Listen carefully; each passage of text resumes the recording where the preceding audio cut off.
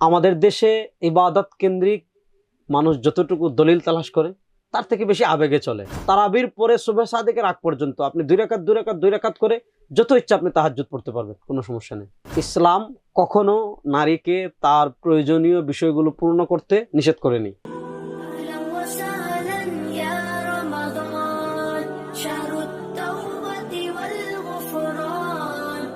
আসসালামু আলাইকুম প্রিয় দর্শক, স্বাগত জানাচ্ছি পবিত্র মাহে রমজান উপলক্ষে আমার দেশের বিশেষ আয়োজন রমজান জিজ্ঞাসায়। সঙ্গে আছি আমি আরমান মুজাহিদ। আজ অতিথি হিসেবে আমাদের সঙ্গে যুক্ত আছেন জাতীয় উলামা মাশায়েখ আইম্মা পরিষদের সাধারণ সম্পাদক মুফতি রেজাউল করিম আবরার। আসসালামু আলাইকুম শায়েখ, কেমন আছেন? ওয়ালাইকুম আসসালাম রহমতুল্লাহ। জি আলহামদুলিল্লাহ, ভালো রেখেছেন। দর্শকদের করা বেশ কিছু প্রশ্ন নিয়ে আপনার সঙ্গে যুক্ত হয়েছি। শুরুতেই জানতে চাবো, একজন প্রশ্ন করেছেন রমজানে ইতিকাফের গুরুত্ব ফজিলত কি? রমাদানের শেষ দশকের অত্যন্ত গুরুত্বপূর্ণ একটি আমলের নাম হলো ইতিকাফ।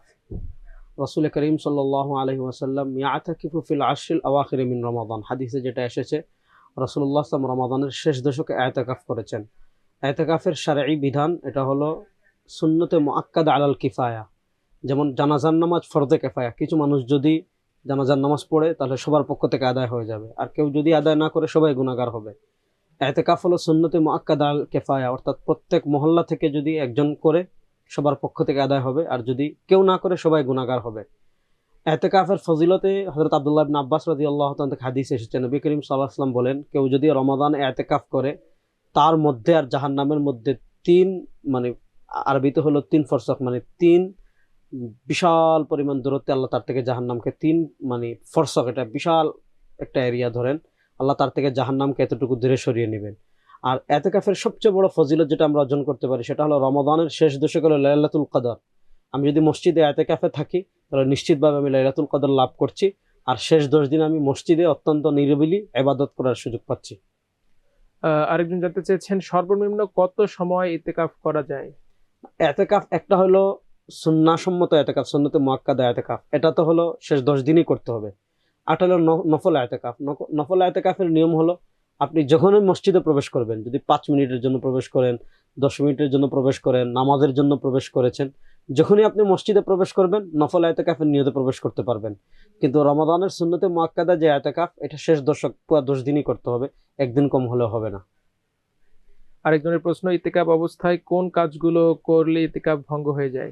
ইতিকাফ অবস্থায় যদি আপনি মসজিদ থেকে বের হয়ে যান, মসজিদের থেকে আপনি আল্লাহর ইবাদত বন্দেগী এগুলো করতে পারবেন, কিন্তু কোনো কারণ ছাড়া অথবা কোনো কারণে যদি আপনি মসজিদ থেকে বের হয়ে যান তাহলে মসজিদ থেকে বের হলেই আপনার ইতিকাফ ভাঙবে। আরেকজন জানতে চেয়েছেন ইতিকাফ অবস্থায় মোবাইল ব্যবহার করা যাবে কিনা? এখানে একটা হলো শারঈ মাসআলা, আর একটা হলো আপনার করণীয়। মোবাইল এটা তো একটা আবশ্যকীয় বিষয়, আপনার নানা কারণে আপনি মোবাইল ব্যবহার করতে হয়, কথা বলতে হয়, এবং মানুষের জীবনের একটা এখন আনুষঙ্গিক বিষয় মোবাইল হয়ে গিয়েছে।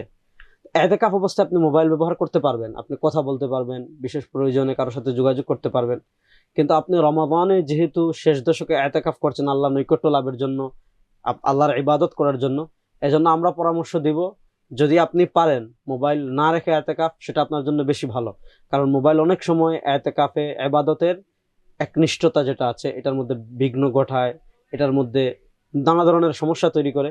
এজন্য মোবাইল যদি রেখে আপনি মোবাইল ছাড়া ইতিকাফ করেন সেটা ভালো, কিন্তু যদি মোবাইলে প্রয়োজনীয় কাজ করেন, কথা বলেন, তাহলে আপনার ইতিকাফ নষ্ট হবে না, ইতিকাফ হয়ে যাবে, সমস্যা নেই।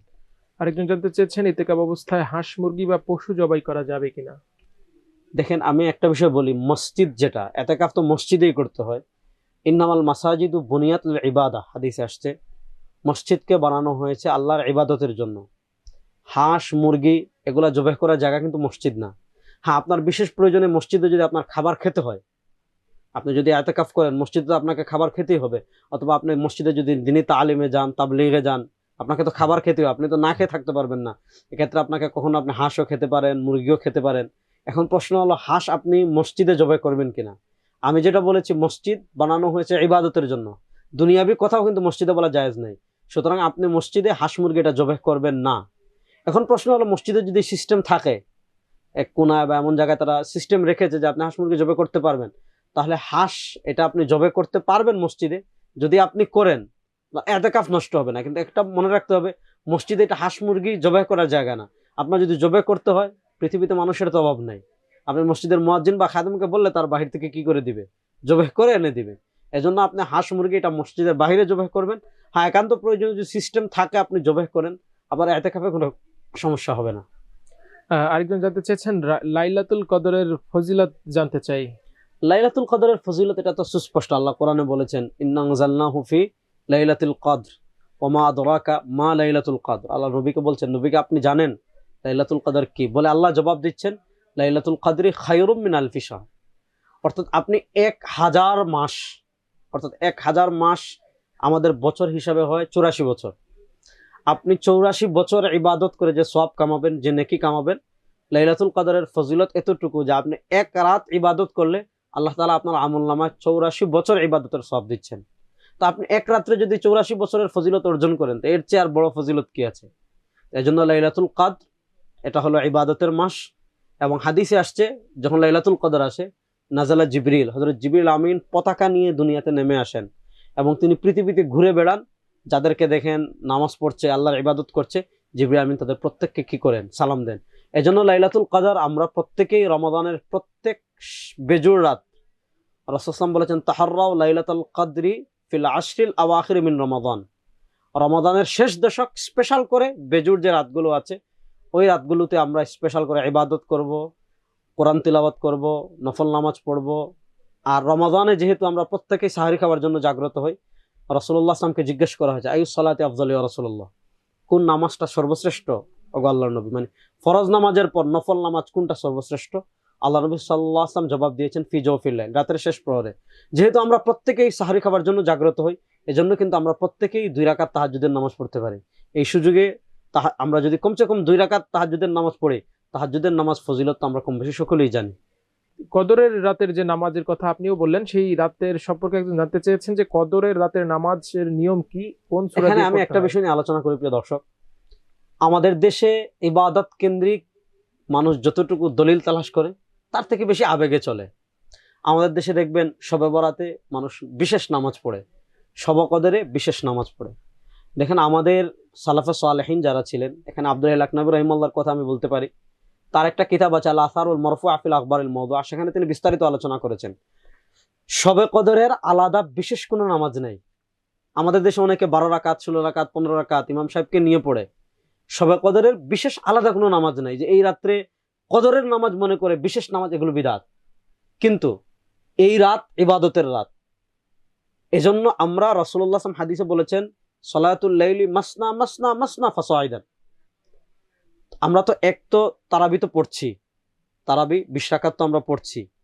আবার আমরা তাহাজ্জুদ, রাসূলুল্লাহ বলেছেন সলাতুল লাইলি মাসনা মাসনা ফাসাইদান, আপনি রাতের নামাজ 2 রাকাত 2 রাকাত 2 রাকাত করে যত ইচ্ছা পড়তে পারেন। এজন্য শবে কদরে বিশেষ কোনো নামাজ নাই যে আপনি এই পদ্ধতিতে, হ্যাঁ তারাবির পরে সুবহ সাদিকের আগ পর্যন্ত আপনি 2 রাকাত 2 রাকাত 2 রাকাত করে যত ইচ্ছা আপনি তাহাজ্জুদ পড়তে পারবেন, কোনো সমস্যা নেই। ঈদ তো সামনে, এই কেনাকাটা শুরু হয়ে গেছে। একজন জানতে চেয়েছেন রোজা রেখে মার্কেটে যেতে পারবে কিনা নারীরা? এটা একটা কঠিন প্রশ্ন, যুগের চাহিদা। আমি কয়েকভাবে বলি। একটা হলো, ইসলাম কখনো নারীকে তার প্রয়োজনীয় বিষয়গুলো পূর্ণ করতে নিষেধ করেনি। তার প্রয়োজনে শরিয়ার সীমা রক্ষা করে ঘরের বাইরে যেতে নিষেধ করেনি। সাহাবা একরামের যুগে মহিলারা যুদ্ধেও গিয়েছেন, ব্যবসাও করেছেন, সবকিছু করেছেন। এখন প্রশ্ন হলো, ইসলামী শরিয়া বলে সফর পরিমাণ দূরত্ব, অর্থাৎ কেউ যদি, আমাদের হিসাব হলো 78 কিলোমিটার, 78 কিলোমিটার দূরে যদি কোনো মহিলা যেতে চায় তাহলে তার মাহরাম লাগবে।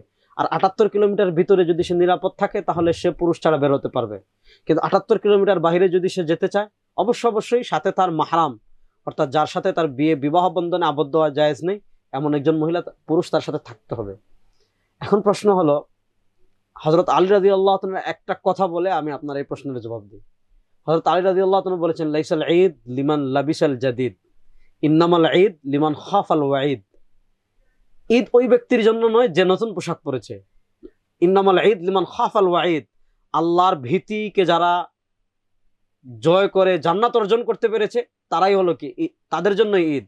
দেখেন রমাদান এসেছে কেন? লাআল্লাকুম তাত্তাকুন, যাতে আমরা মুত্তাকি হতে পারি। যারা রমাদানের মাধ্যমে রোজা রেখে আল্লাহর ভীতি অর্জন করতে পেরেছে তারাই সফল কাম। আপনি নতুন জামা পরেন আর না পরেন, প্রথম কথা হলো ঈদে নতুন জামা পরতেই হবে, ইসলাম এমন কোনো বিধান নেই। আপনার যে জামাগুলো আছে এটার মধ্যে সবচেয়ে ভালো যেটা আছে এটা পরলেও হয়, এটা সুন্নাহ। তো প্রথম কথা, প্রত্যেক ঈদেই জামা কিনতে হবে, এটা ইসলামের কোনো বিধান না। 2 নম্বর, আপনার সামর্থ্য আছে, আপনি যদি কিনেন, ইসলাম এটা নিষেধও করেনি। এখন প্রশ্ন হলো মহিলারা মার্কেটে যেতে পারবে কিনা। যদি শরিয়ার সীমা ঠিক রেখে, এটা শুধু মহিলা পুরুষ না, শুধু মহিলাদের জন্য না, পুরুষের জন্য একই বিধান। শরিয়ার যে সীমা, অর্থাৎ 78 কিলোমিটার চেয়ে কম, এখানে গেলে তার নিরাপত্তা বা তার সামগ্রিক যে মহিলাদের যে বিষয়গুলো আছে, কোনো হেনস্থার শিকার হবে না বা এ ধরনের কিছু যদি না হয়, ইসলামী শরিয়ার মৌলিক যে ইবাদত যেগুলো আছে এগুলো কোনো ঘাটতি না হয়, এগুলা রেখে কোনো মহিলা যদি মার্কেটে যেতে চায়, ইসলাম তাকে নিষেধ করে না। কিন্তু আমরা বলবো, এখন আমাদের মার্কেটের যে অবস্থা, এখানে গেলে আপনি চোখের হেফাজত করতে পারবেন না, পর্দার হেফাজত করতে পারবেন না।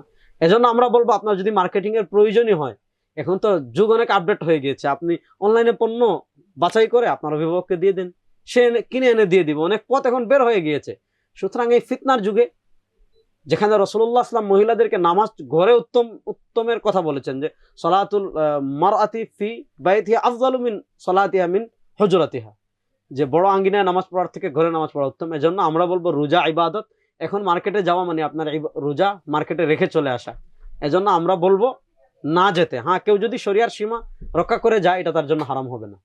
আরেকজন জানতে চেয়েছেন শাওয়াল মাসের রোজার গুরুত্ব ফজিলত জানতে চাই, নিয়ম কানুনগুলো জানাবেন। রাসূলুল্লাহ সাল্লাল্লাহু আলাইহি ওয়াসাল্লাম বলেছেন, মান সামা রমাদান, যে ব্যক্তি রমাদানের রোজা রাখবে, সুম্মা আতবা সিত্তা মিন শাওয়াল, এরপরে যদি শাওয়াল মাসের 6টা রোজা রাখে, আল্লাহ তাআলা তার আমলনামায় পুরা 1 বছর রোজা রাখার সওয়াব দিয়ে দিবেন।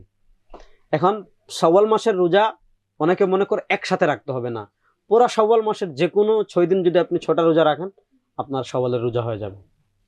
সবশেষ প্রশ্ন, একজন জানতে চেয়েছেন, স্বামী উপস্থিত, স্ত্রী যদি নফল রোজা রাখতে চায়, তাহলে স্বামীর অনুমতি নিতে হবে কিনা?